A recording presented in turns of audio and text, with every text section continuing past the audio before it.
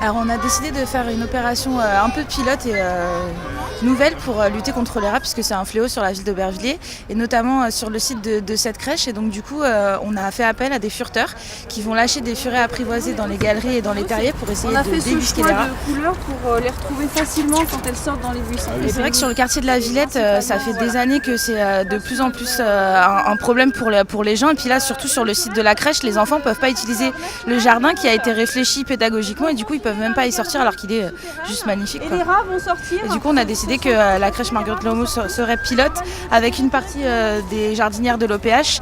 Et si ça fonctionne, on essaiera de voir si on peut l'étendre sur d'autres quartiers, d'autres endroits où c'est faisable. Donc là, c'est que sur ce site-là. Et samedi, demain, vous faites tout le jardin. Après, voilà, ce soir, normalement, on voulait rester plutôt de ce côté-là. Et puis demain, on va faire le reste des espaces. Le furet du bois Médamille. Le projet Rêve de jardin est innové depuis 2 ans. Et donc l'objectif de Rêve de jardin, c'était de rendre le jardin aux enfants et aux familles. On s'est rendu compte, tout le monde s'est rendu compte que dans le jardin était infesté par les rats. Et donc il fallait trouver une solution écologique qui permette de faire partir les rats. Le personnel était très triste de ne pas pouvoir utiliser le jardin et on a réfléchi ensemble à ce que justement ce jardin puisse quand même être accessible. Donc heureusement on a pu sécuriser une partie du jardin de ce côté-ci pour permettre aux enfants de profiter du jardin. On a de la chance, on a le jardin le plus important ici des crèches municipales. Donc le personnel est très content de pouvoir enfin ressortir les enfants dans cette partie-là qui est sécurisée. Ça va l'exciter là. On va le garder encore un petit moment. En fait, moi je suis sculpteur et metteur en scène et je travaille beaucoup sur la relation des enfants avec la nature. Et mon travail commence à être un petit peu connu et donc on m'a demandé de venir travailler sur ce jardin ici.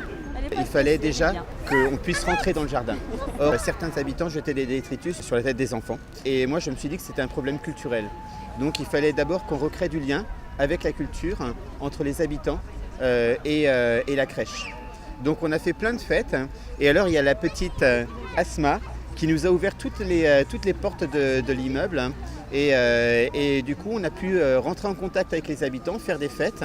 Et maintenant, les habitants, ça se passerait bien ensemble. Il y en a des relations d'amitié, mais de vraie amitié. Le seul problème, c'est qu'il reste les rats. Et pour me débarrasser des rats, du coup, j'ai réfléchi à plein de solutions. Et je sais qu'avant, on utilisait les furets pour se débarrasser des rats. C'était les enfants qui élevaient des furets, qui allaient dératiser, moyennant quelques pièces. Et ça, c'est des techniques qui ont été oubliées, mais en fait qui sont très efficaces.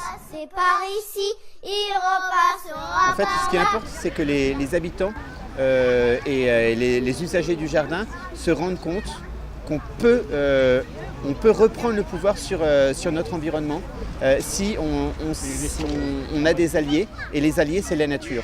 Au lieu de lutter contre la nature avec des produits chimiques, si on s'allie avec la nature de manière intelligente, on peut reprendre pied dans notre environnement. On est 2 professionnels du furet. On développe cette activité qui est la dératisation et on est des spécialistes au niveau du furet puisqu'on connaît très très bien ce petit animal que l'on pratique déjà depuis une bonne douzaine d'années. On remet en place une technique qui était déjà opérante il y a plusieurs dizaines d'années de ça et qui a été petit à petit oubliée. Et donc on redéveloppe un petit peu cette activité qui est totalement écologique et naturelle pour l'environnement. Techniquement, comment ça se passe? Donc, les furettes sont totalement adaptées à s'enfiler dans les terriers des rats. Donc, nous posons des filets à la surface du sol, au niveau des trous des rats. Les furettes vont partir dans les galeries souterraines et le rat, se sentant chassé, va sortir du terrier à ce moment-là. Et nous le récupérons directement dans les filets pour l'euthanasier par la suite. Alors, on a une bonne dizaine de furettes qui sont réservées à la dératisation. C'est un petit animal souterrain, c'est un petit chasseur de rongeurs naturel. Il est fin, il est allongé, il a une très bonne audition et un très bon odorat et une très mauvaise vue. Donc ce qui fait qu'il est tout à fait adapté pour partir dans les galeries. C'est un cousin des fouines, des belettes et des hermines. Donc des petits animaux très souples qui se glissent très facilement dans les conduits des galeries. Par ici, il repassera par là. C'est les personnels d'entretien de l'immeuble qui nous ont orientés là-dessus, puisqu'ils nous disent eux-mêmes ne plus venir dans les caves tellement elles sont infestées. Nous, quand on fait les bordures d'espaces verts en extérieur, on ne les trouve pas. En journée en tout cas. Donc ils sont forcément ailleurs, ils sont pas très loin, ils sont forcément ailleurs, et ben, ils sont dans les sous-sols et dans les caves. Et donc là vous avez aussi adapté la technique avec non plus simplement les furets mais aussi les chiens. Tout à fait, 2 petites chiennes teckels à poil dur, donc ce sont des petites chiennes de chasse qui sont à l'entraînement mais qui ont fait leur preuve aujourd'hui parce que sans elles on n'aurait pas pu les avoir. On est sur une méthode qui est complémentaire des méthodes d'ératisation traditionnelles et on est là pour diminuer les populations de rats. On ne peut pas éradiquer la population de rats, on est là pour prélever directement les rats qui sont dans les galeries au moment où on intervient. On enlève directement les cadavres, les rats, donc il n'y a plus de rats qui persistent dans les terriers quand les furets sont passés, mais on ne peut pas éradiquer complètement les rats. Il est passé par ici, il repassera par là.